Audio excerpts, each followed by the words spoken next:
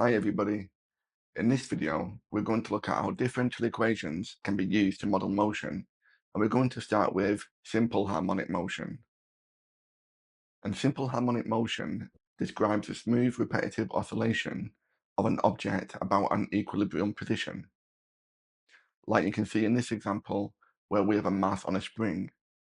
It could also be a pendulum swinging with no friction or air resistance.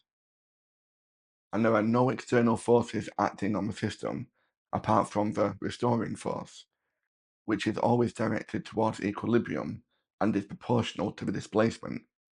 Mathematically, this kind of motion is modeled by a second-order differential equation of a form where the acceleration is equal to some constant multiplied by the displacement. And we have this negative because the mass is always being pulled back towards this equilibrium position. And this constant, omega squared, is related to the physical properties of the system. So in this lesson, we're going to learn how to solve such equations. We'll apply initial conditions and we'll interpret the resulting motion.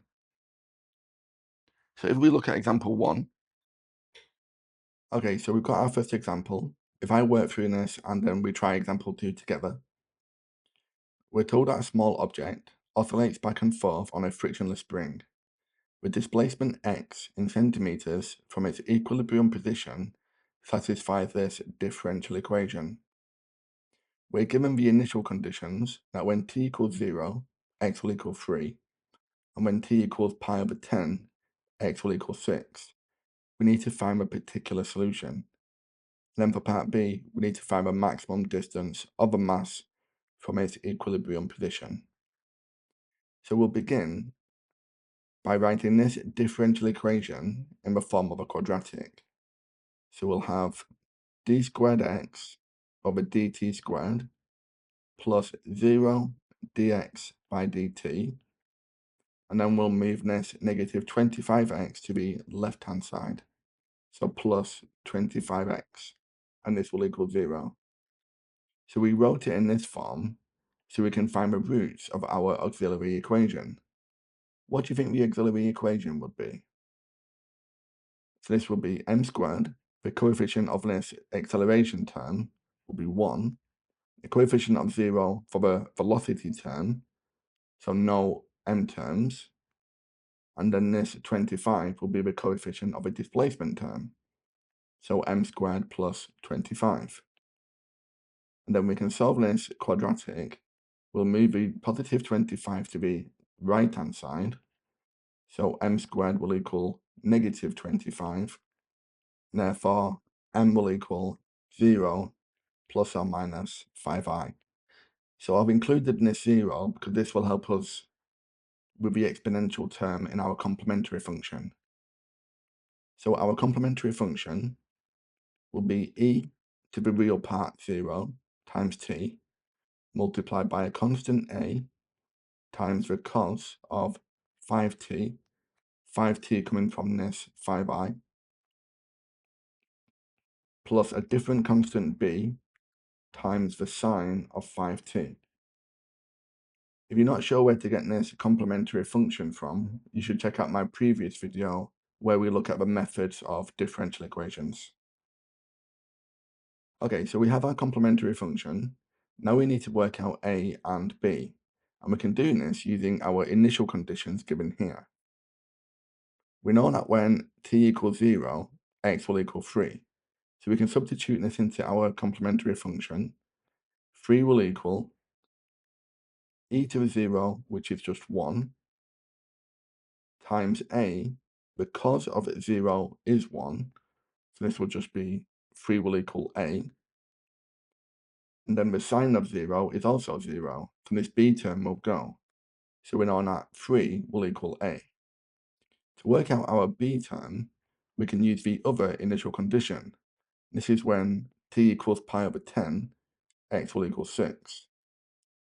So 6 will equal, this term will still become 1 because of this 0. Then we'll have the a, which is 3, times the cos of 5 multiplied by pi over 10. So this will be pi over 2.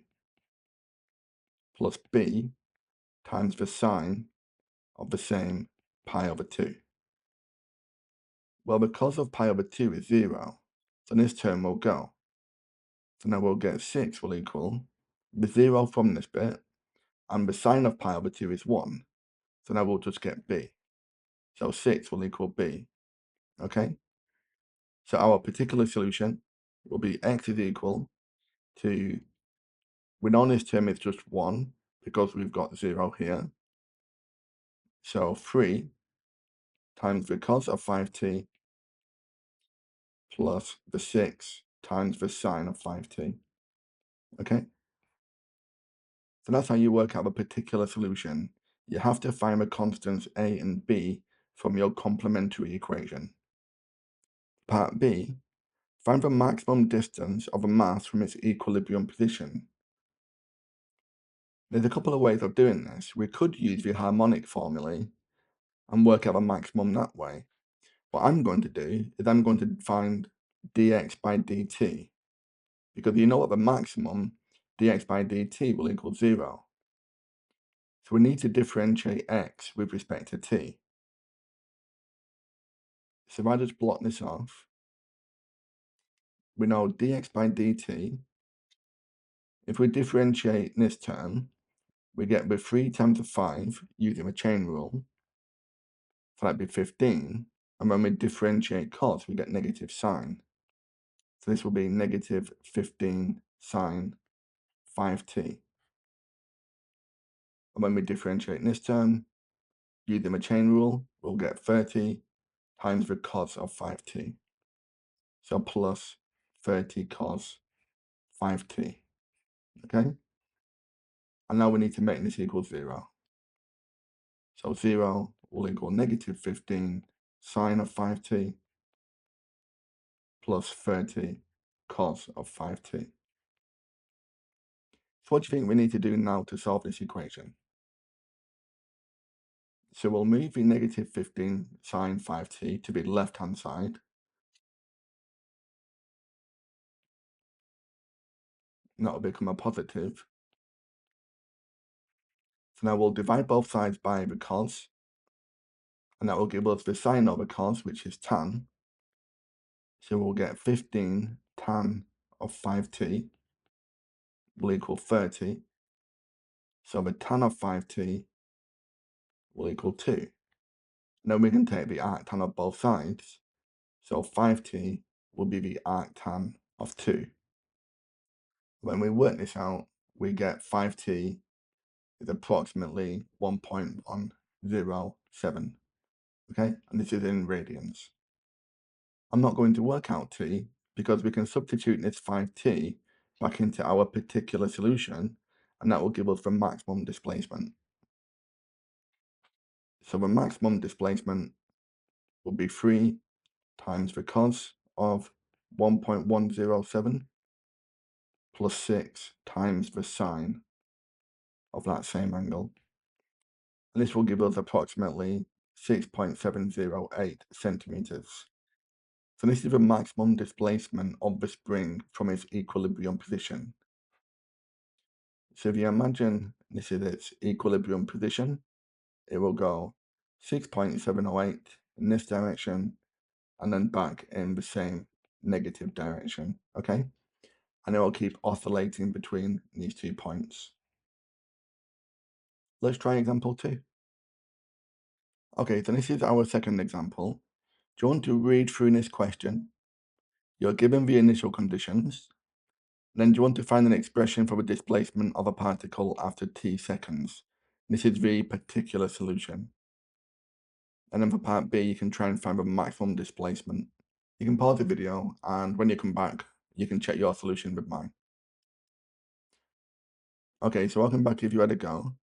So we'll begin by moving this negative 4x term to the left-hand side. So we've got the quadratic form of this differential equation. So we've got d squared x over dt squared. Remember, this is our acceleration term, plus 0 dx by dt. This is our velocity term, plus 4x will equal 0. So the auxiliary equation will be m squared plus 0m plus 4.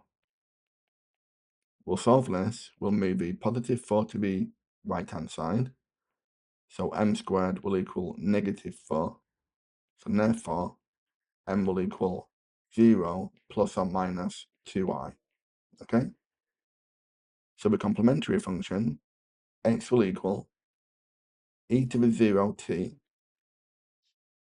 Remember, this 0 comes from this real part, multiplied by a constant a times the cos of 2t plus a different constant b times the sine of 2t. And now we need to work out a and t using these initial conditions. So when t equals 0, x will equal 2. We know this term will become 1. When t equals 0, this will become the cos of 0, which is 1. And this term will become 0. So the 2 will equal a.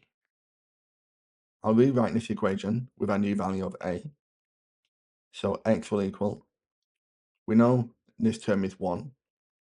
So we'll have 2 cos of 2t plus b sine of 2t. And to work out b, we've been given this velocity, which we know is dx by dt. So we need to differentiate this complementary function with respect to t.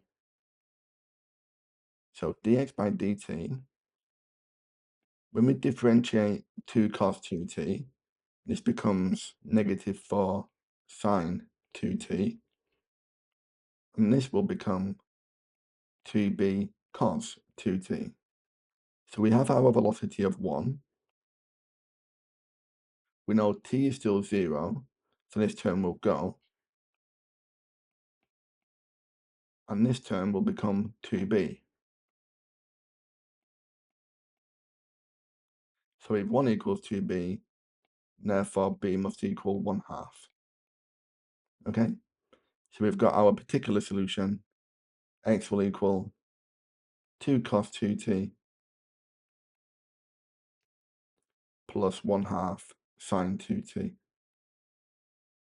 How did you get on with that? And then for part B, determine the maximum displacement from a particle. Well, again, I'm going to work out dx by dt and set this equals 0. So the maximum is when dx by dt will equal 0. So when we differentiate 2 cos 2t using the chain rule, we'll get negative 4 sine 2t. When we differentiate 1/2 sine 2t, we'll get plus cos 2t. And if this equals 0, then we can move this to the left-hand side.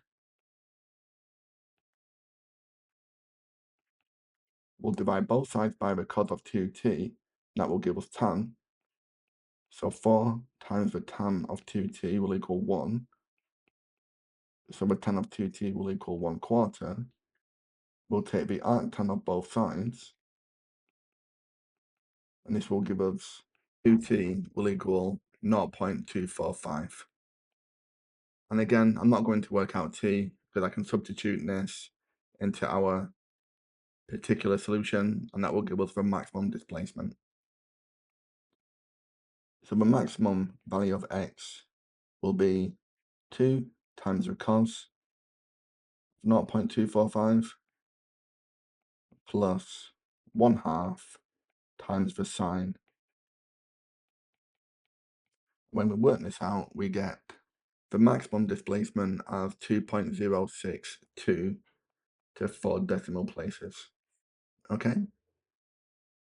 So if you want more practice on this topic, you can download the worksheet and view the online lesson on my website. I'll leave a link below.